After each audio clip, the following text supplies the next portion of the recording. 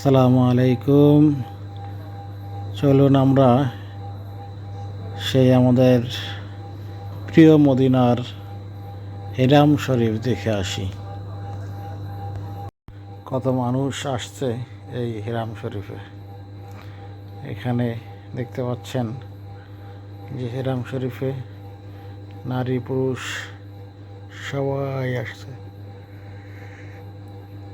Hiram শরীফে চলাচল করছে, মানুষ ঘোরাঘুরি করছে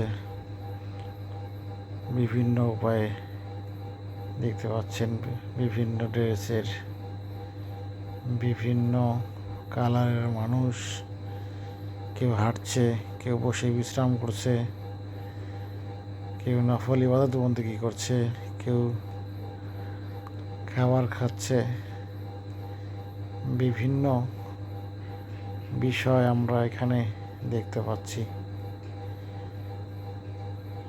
এই পুত পবিত্র একটি জায়গা হিরাম শরীফ, মাশাআল্লাহ।